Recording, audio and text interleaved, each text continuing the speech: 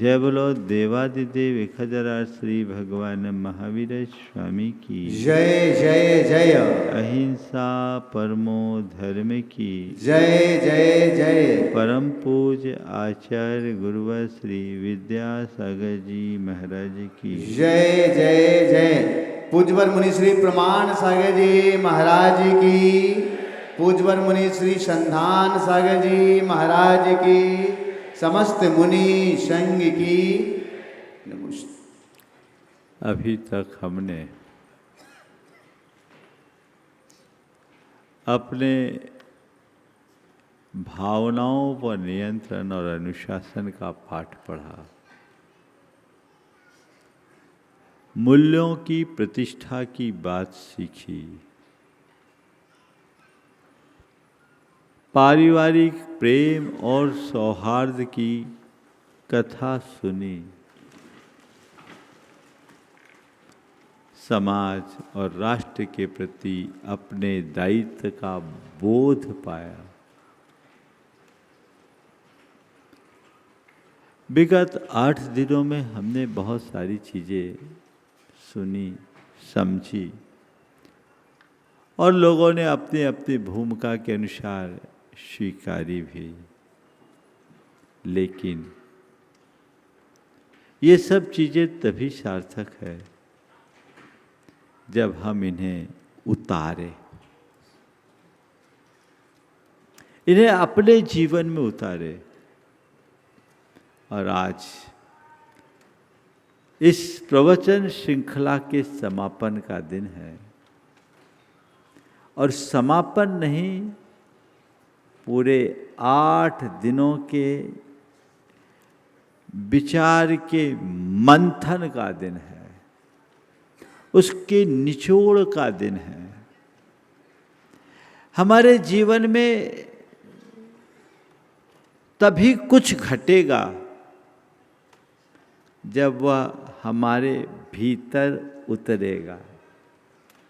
आज का विषय है जियो भीतर से, बदलो दुनिया को।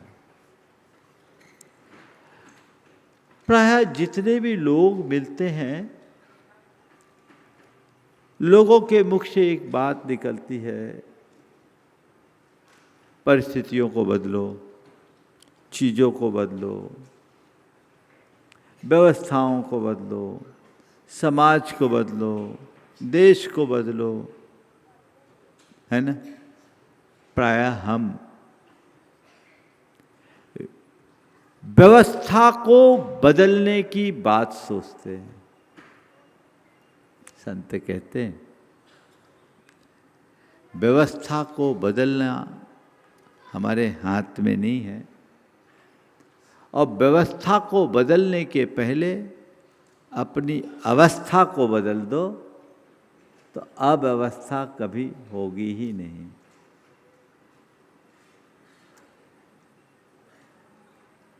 जिज्ञासु गुरु के पास पहुंचा और गुरु से निवेदन किया, गुरुदेव मुझे कोई रास्ता बताओ, मैं पूरे गांव को बदलना चाहता हूं। गुरुदेव कोई रास्ता बताओ, मैं पूरे गांव को बदलना चाहता हूं। गुरु ने मुस्कुराया, बोला बेटा गांव को बदलने के लिए क्या करना है? कुछ नहीं, तो अपने घर को बदल, और घर को बदलने के लिए कुछ नहीं करना, अपनी सोच को बदल दे, अपने घट को बदल दे। तेरा घट बदलेगा तो घर बदलेगा, घर बदलेगा तो गांव बदलेगा, गांव बदलेगा समाज बदलेगा, समाज बदलेगा तो संसार बदल जाएगा। बदलाव भीतर चाहिए, और भीतर से वही बदल पाता है जो भीतर से जीता है। अपने भीतर परिवर्तन, एक बड़ा परिवर्तन अपेक्षित है।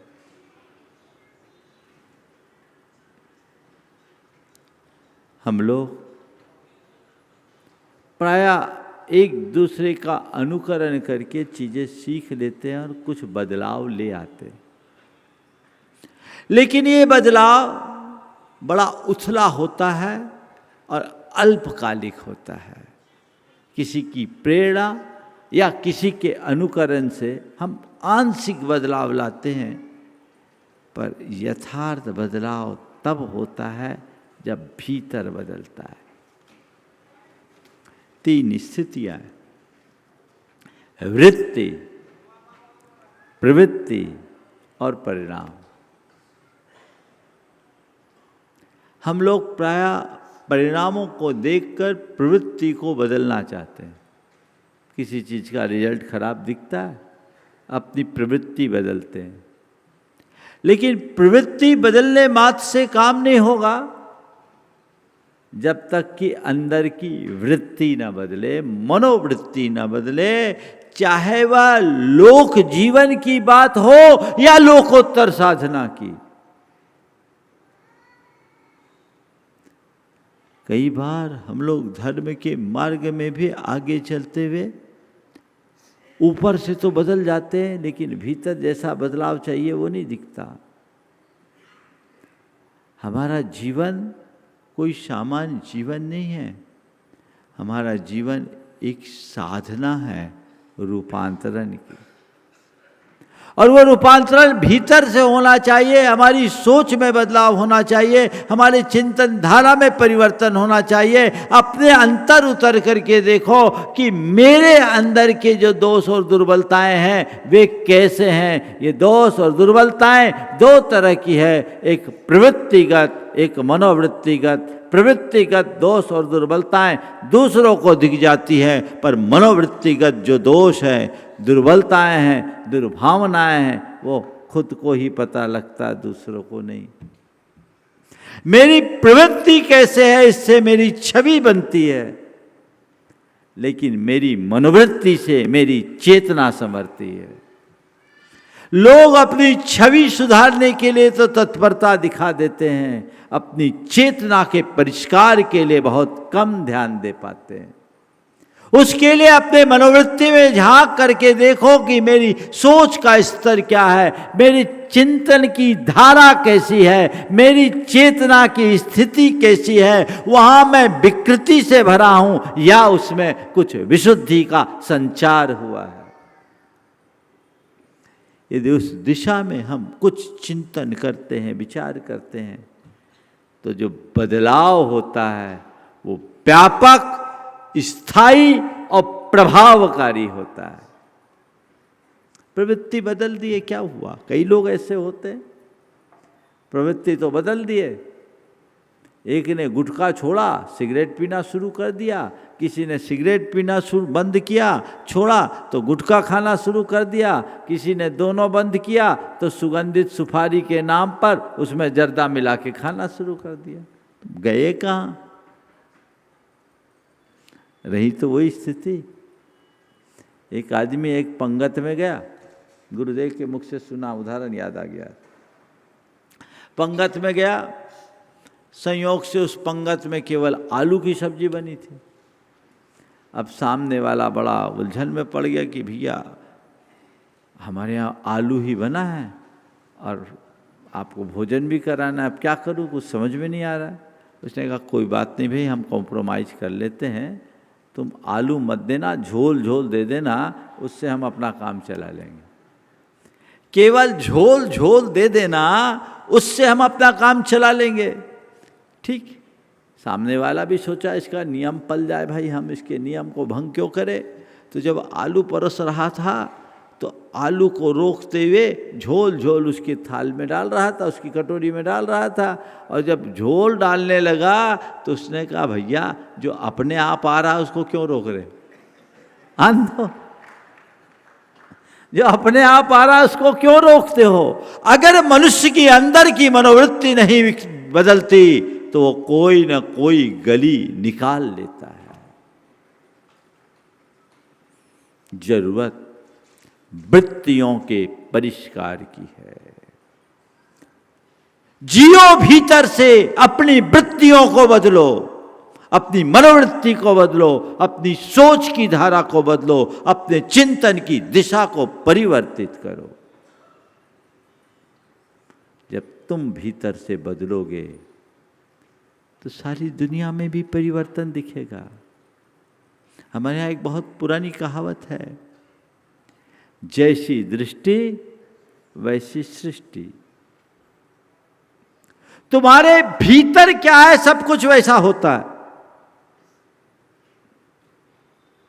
दो प्रसंग मेरे मानस में उभर रहा है, एक महाभारत का और एक रामायण का। दोनों से बात को आगे बढ़ाता हूं।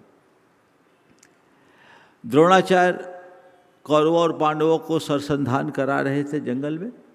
अचानक दिन ढलने की स्थिति आई तो उन्होंने दुर्योधन को बोला, जाओ जाकर के देखो पास के गांव के लोग कैसे हैं, ये गांव अपने रात्रि विश्राम के लिए कैसा होगा। दुर्योधन लौट कर क्या आया, कहा गुरुदेव ये गांव बहुत बेकार है, यहाँ के सारे लोग बड़े धूर्त और मक्कार हैं, मुझे एक भी आदमी ढंग का नहीं मिला, सब के सब धूर्त और मक्कार। ठीक, द्रोणाचार्य ने सुन लिया। थोड़ी देर बाद युधिष्ठिर को उसी गांव में भेजा।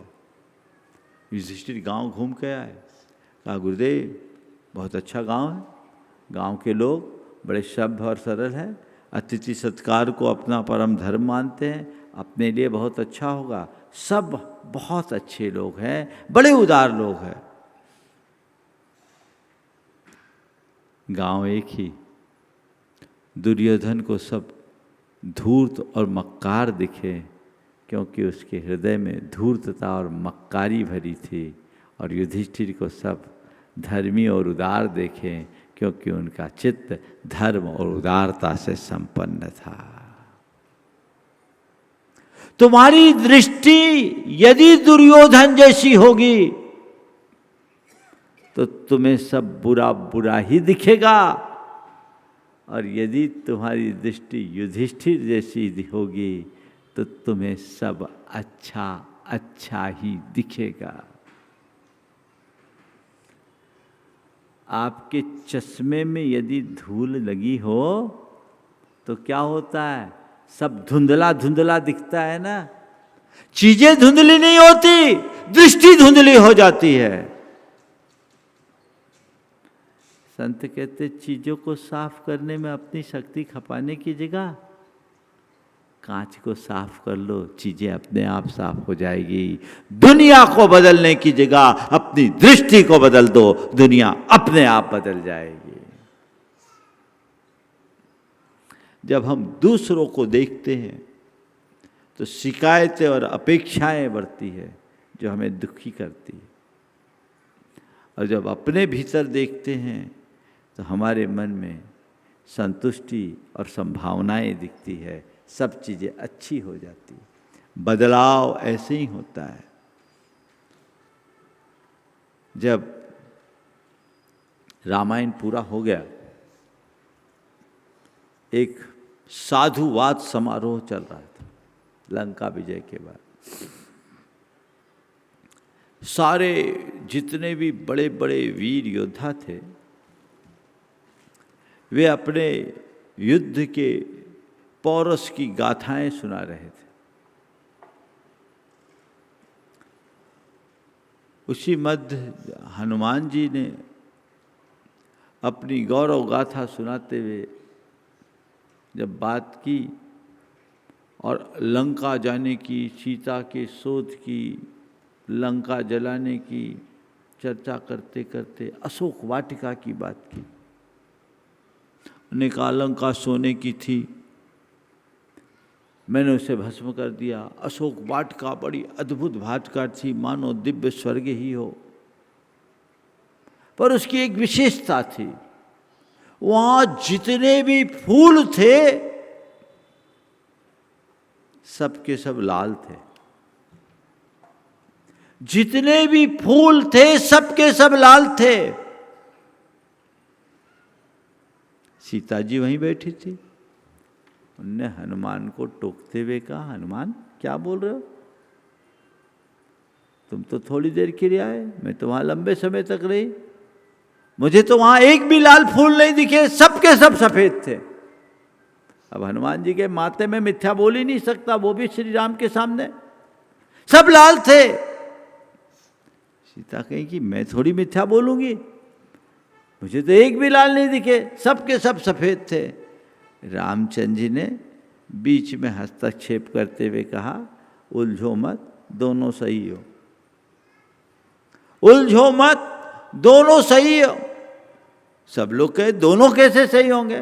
बोले देख हनुमान, तुम जब गए तो तुम्हारी आंखें गुस्से में लाल हो गई थी, तुम जब वहां गए तो तुम्हारी आंखें गुस्से में लाल हो गई थी, इसलिए तुम्हें सारे फूल लाल दिख रहे थे, क्योंकि तुम्हारी आंखें लाल थी और सीता के हृदय में सात्विकता भरी थी, इसलिए उसकी आंखों में सब सफेद दिख रहे थे।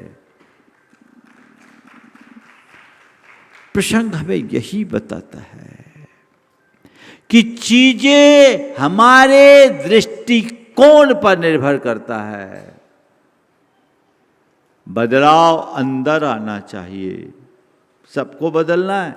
4 स्तर पर बदलाव करो, विचार बदलो, वाणी बदलेगी, वाणी बदलो, व्यवहार बदलेगा, विचार बदलो, वाणी बदलेगी, वाणी बदलो, व्यवहार बदलेगा, व्यवहार बदलो, वातावरण बदलेगा, वातावरण बदलो, संसार बदलेगा। शुरुआत कहां से करनी है? किससे? विचार, भाव, भावना योग करो, भाव से विचार बदलता है। भाव शुद्धि करो, अपने अंदर का बदलाव होना चाहिए। कल मैंने कहा था भीतर का मैल साफ करना है, क्रोध का, अहंकार का, ईर्ष्या का, लोभ का, वासना का, वैमनस्य का, ये जो विकार अंदर हमने पाल रखे हैं, बुराइयां अपने भीतर भर रखी है, इसे हटाना है। अगर हमने इसे बदल दिया तो सब बदल जाएगा। मैं आपसे एक सवाल करता हूं, एक पापी आदमी के प्रति हमारा जो दृष्टिकोण होता है और एक धर्मी व्यक्ति के प्रति हमारा जो दृष्टिकोण होता है, क्या दोनों समान होता है? किसी व्यक्ति के प्रति हमारी धारणा बनी है कि आदमी अच्छा नहीं है, गलत आदमी है, आप उसको कभी स्नेह, सम्मान या उसके प्रति श्रद्धा प्रकट कर पाओगे? लेकिन वही व्यक्ति अगर अपने आप को बदल लिया, उसके आचार, विचार और व्यवहार में परिवर्तन आ गया, पापी व्यक्ति यदि संत का रूप धर लिया, संत बन गया,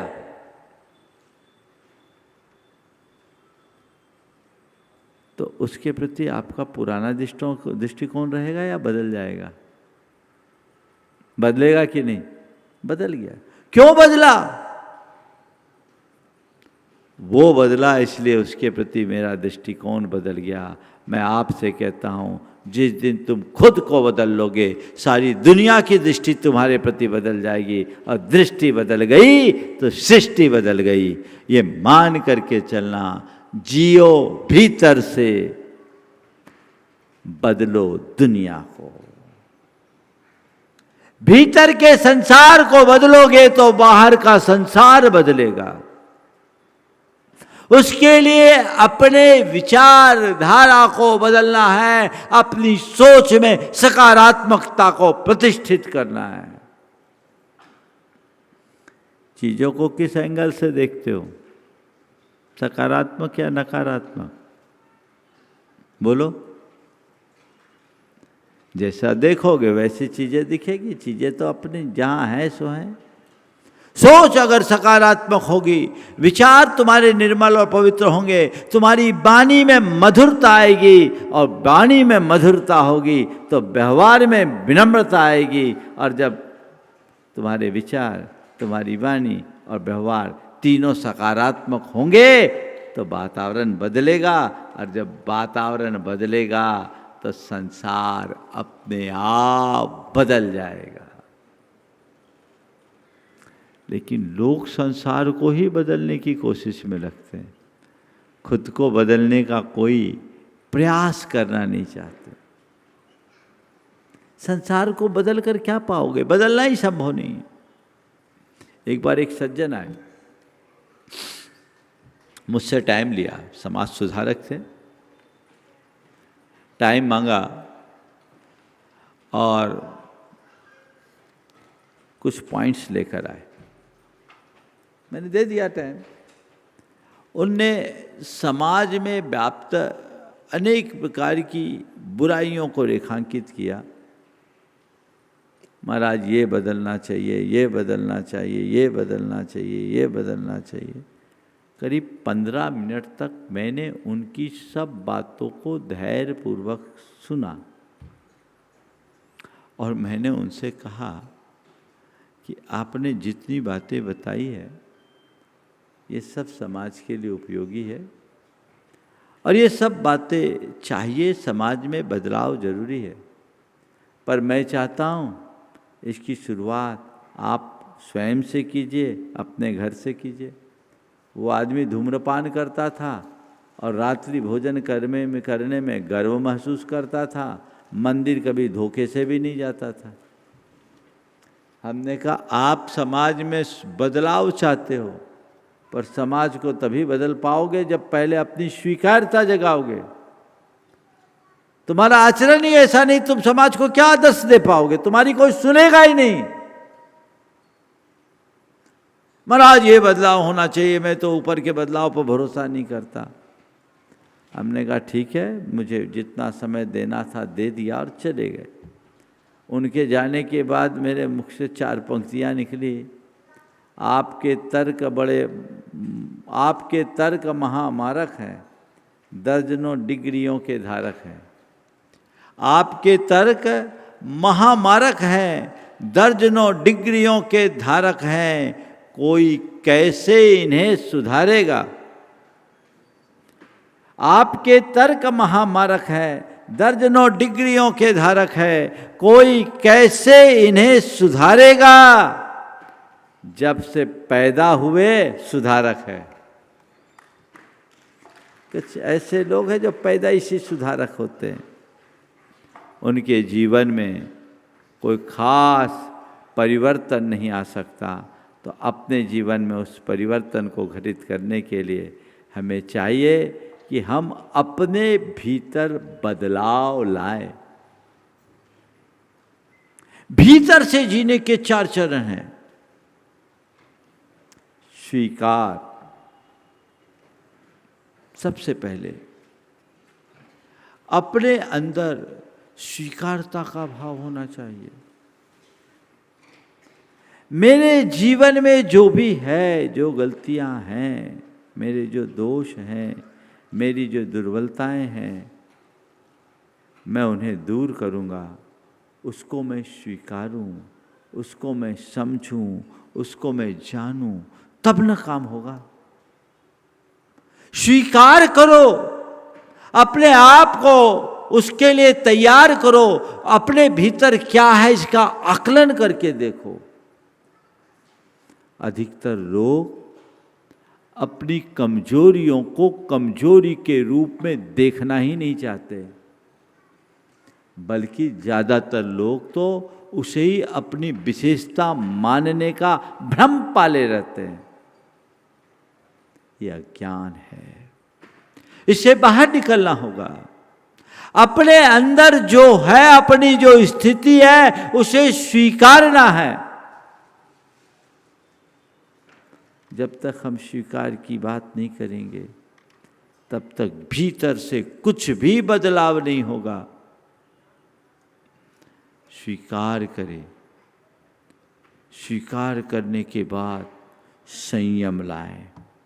संयम सुधार का आधार है। अपनी वृत्तियों और प्रवृत्तियों पर अंकुश लगाने का संकल्प, इसी का नाम संयम है, जो कि तत्परता और जागरूकता के परिणाम से घटती है। बदलाव चाहिए। अपनी कमजोरियों को अच्छे से समझो, स्वीकारो। ये मैं यहां गलत हूं। मुझे क्रोध आया तो मैं स्वीकार करता हूं मुझे क्रोध आया। मैं अहंकारी हूं तो मैं स्वीकार करता हूं कि मैं अहंकार में जीता हूं। मेरे भीतर वासना का कोई विकार आया तो मुझे अंतर मन से स्वीकारना चाहिए कि ये आ रहा है, फिर उसके ऊपर संयम की लगाम कसो। गलती है, मैंने स्वीकार किया, लेकिन इसका प्रतिकार चाहिए, इस पर नियंत्रण चाहिए, और अब मैं नियंत्रण करूंगा, इस पर लगाम लगाऊंगा। ये दृष्टिकोण, लगाऊंगा ही नहीं, मुझे लगाम लगाना है, इस पर नियंत्रण लाना जरूरी है, क्योंकि ये मेरे लोक और लोकोत्तर दोनों हितों में बाधक है। जब तक अंदर ऐसे नियंत्रण का भाव नहीं होता, संयम भाव नहीं जगता, सुधार की शुरुआत नहीं होती। मैं आपसे पूछना चाहता हूं, आप अपने भीतर बदलाव चाहते हो? ईमानदारी से बोलना, हाँ चाहते हो? हाँ महाराज बदलाव तो चाहते हैं, इसीलिए तो आपके पास आते हैं। आप तो ऐसा आशीर्वाद दे दो कि हम बदल जाएं। बंधुओं, अगर किसी के आशीर्वाद में लोगों को बदलने की ताकत होती ना, तो मैं तो एक एक के पकड़ पकड़ करके उसके सिर पर अपना हाथ देता कि बेटा आ तू बदल बदल बदल बदल, मेरा आशीर्वाद है, क्योंकि आज दुनिया में बदलाव की जरूरत है। पर ऐसी व्यवस्था नहीं है कि किसी के आशीर्वाद से तुम बदल जाओगे। तुम्हारे भीतर बदलाव होगा, घटित होगा, पर तभी जब तुम चाहोगे। चाहते हो बदलाव, हो जाओ तैयार। मुझे बदलना है, अपने आप को बदलना है, अपने जीवन की दिशा और दशा को परिवर्तित करना है। लोग हैं कि अपने दुखों का रोना तो रोते रहते हैं, बदलाव नहीं चाहते। दुखों का रोना रोते रहते हैं, बदलाव नहीं चाहते। सब जान रहे हैं कि मेरा जीवन दुखों से घिरा है। सब जानते हैं कि मेरे अंदर बहुत द्वंद्व है, दुविधा है, तनाव है, चिंता है, अशांति और उद्वेग है, लेकिन फिर भी ढर्रा बदलना नहीं चाहते। उसी ढर्रे में चलना चाहते हैं, जो अभी तक करते आए वही करना चाहते हैं। तो बोलो भाई क्या होगा? एक बार ऐसा हुआ, एक युवक ट्रेन में जा रहा था, और जा क्या रहा था, अपने घुटनों पर सिर रखकर रोया जा रहा था। ट्रेन में ज़्यादा भीड़ नहीं थी, कंपार्टमेंट पूरा खाली था। सामने की सीट पर एक वृद्ध अम्मा बैठी थी। उसने युवक को रोते देखा तो थोड़ा उसे अच्छा नहीं लगा, पर सोचा शायद परिजनों का वियोग होगा इसलिए रो रहा है, थोड़ी देर में शांत हो जाएगा। लेकिन लगातार जब उसका रुदन चलता रहा तो उस अम्मा से रहा नहीं गया। उसने प्यार से पुचकारते हुए पूछा, बेटा आखिर क्या बात है, तू रो क्यों रहा है, तुझे कौन सा कष्ट आ पड़ा है, तू रो क्यों रहा है, तुझे कौन सा कष्ट आ पड़ा है। जैसा कि अक्सर होता है कि रोए और उसको कोई सहानुभूति दिखाए तो सामने वाला और ज़्यादा रोने लगता है। वो और फूट फूट के रोने लगा। अब उस अम्मा से रहा नहीं गया, वो भी उसके साथ रोने लगी। अपने आसन से उठी, प्यार से उसके गाल और बाल को सहलाते हुए उसे पुचकारते हुए कहा, बेटा तुम मुझे अपनी माँ के समान मान, अपना क्या कष्ट है मुझे बता, मैं तुझे हर संभव मदद दूंगी। जब उस अम्मा ने उसे झकझोरा तो धीरे से गर्दन उठाकर उसने मायूसी से कहा, क्या बताऊं अम्मा, मैं गलत गाड़ी में बैठ गया। क्या बताऊं अम्मा, मैं गलत गाड़ी में बैठ गया हूं। बुढ़िया ने अपना सिर ठोका और कहा, बेटे गलत गाड़ी में बैठ गए हो तो रोने से क्या फायदा, अगले स्टेशन पर उतरना और गाड़ी बदल लेना। अगले स्टेशन पर उतरना और गाड़ी बदल लेना। कहा, अम्मा ऐसा तो मैं बहुत देर से सोच रहा हूं पर हिम्मत नहीं होती। बोले क्यों? क्योंकि यहाँ पूरा कंपार्टमेंट खाली है, जगह है, रिजर्वेशन है नहीं। दूसरी गाड़ी में जाऊंगा, पता नहीं जगह मिलेगी कि नहीं मिलेगी, है ना। ये जो तुम्हारा व्यामोह है तुम्हें बदलने को राजी नहीं होने देता, तुम्हें बदलने नहीं देता, है ना। सबको पता है गलत गाड़ी में बैठे हो कि नहीं बैठे हो, बोलो भाई। फिर पर यहां कंफर्ट है, कोरे कंफर्ट को मत देखो, अपने गंतव्य को देखो, अपने ध्येय को देखो, अपने उद्देश्य को देखो। आराम यदि तुम्हारे मंजिल से तुम्हें दूर करे तो आराम हराम है, और कष्ट भी तुम्हें तुम्हारे मंजिल के निकट पहुंचा दे तो कष्ट भी तुम्हारी मस्ती का आधार है। ऐसा मान करके चलो, अपने अंदर संयम लाओ। तीसरा चरण है बदलाव का साधना, अभ्यास। जितनी प्रगाढ़ साधना करोगे जीवन में उतना बदलाव होगा। और ये अध्यात्म स्पर्शी साधना होनी चाहिए, भावनात्मक परिवर्तन की साधना, अपनी भावनाओं को बदलने की साधना। हम जितने भी पूजा पाठ प्रार्थना करते हैं, ध्यान आराधना करते हैं, वो सब हमारी साधना का ही अंग है, लेकिन ये तभी सार्थक हो पाते हैं जब ये आत्मस्पर्शी होते हैं। हम इनकी प्रयोजन को सामने लेकर के चलते हैं तो ये बदलाव जीवन में घटित हो पाता है। अन्यथा चीज़ें हमारे हाथ से छिटक जाती है, दूर चले जाती है, कभी लौट कर नहीं आती। अभ्यास करिए, साधिए, भावना योग कीजिए, प्रार्थना कीजिए, प्रतिक्रमण कीजिए, प्रत्याख्यान की साधना कीजिए, सामायिक के माध्यम से समत्व का अभ्यास कीजिए। ये ऐसा आधार है जो जीवन में आमूल चूल परिवर्तन लाता है। रोज उठिए, प्रभु से प्रार्थना करें, हे प्रभु मुझ में सकारात्मकता का संचार हो, मैं अपने दोषों और दुर्बलताओं से, दुर्गुणों से मुक्त हो सकूं, मेरे भीतर परिवर्तन की शक्ति आए। ये प्रार्थना है, ये भावना अपने मन में रोज जगाइए। और जब कभी मन में ऐसा लगे कि मैं कहीं ना कहीं विकारी बना हूं, तो उसके सुधार के संकल्प के साथ अपने विकारों के प्रति पश्चाताप प्रकट करो, उनकी निंदा करके उनका प्रतिक्रमण करे, और रोज ये संकल्प हृदय में जगाएं जो प्रत्याख्यान का एक रूप है। मुझे सहज, शांत, स्वस्थ और सकारात्मक जीवन जीना है। मुझे संयम, शील, संयम और सदाचार को के पथ पर आगे बढ़ना है। मुझे अपना जीवन पवित्रता के साथ बिताना है। मुझे भीतर से परिवर्तित होना है। ये भाव अंतर में जगाएंगे, जीवन में बदलाव आएगा। संयम की साधना, जितना आगे आप बढ़ेंगे जीवन उतना बढ़ेगा, उतना बदलेगा।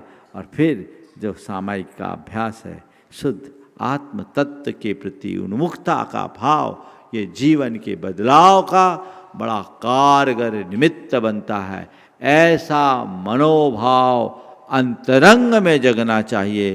यदि ये जग गया तो जीवन बदलता है। तो अपने आप को हम जोड़े, स्वीकार करे, संयम लाए, साधना से जोड़े, और बदलाव का चौथा चरण सेवा, सेवा के कार्य में अपने आप को नियोजित करे। जो मनुष्य जितना सेवा के भाव से जुड़ता है, उसके हृदय में उतनी अधिक संवेदनशीलता प्रकट होती है, और जिसकी संवेदनशीलता जितनी व्यापक होती है, उसके जीवन में उतनी अधिक पवित्रता आती है। सेवा भाव आज दिनों दिन क्षीण होते जा रहा है, जिसकी आज सर्वाधिक आवश्यकता और अपेक्षा है। ऐसे सेवा भाव को उत्तरोत्तर जगाते हुए हमें आगे बढ़ने का अभ्यास करना चाहिए।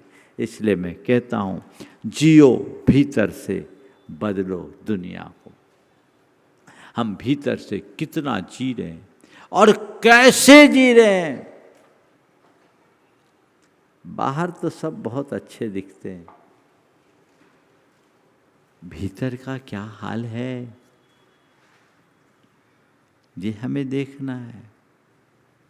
अपने आप को बदलना है, और जब हम बदलेंगे जग सुधरेगा। दुनिया को बदलने की कोई अपेक्षा मत रखो, खुद को बदलने की तैयारी कर लो।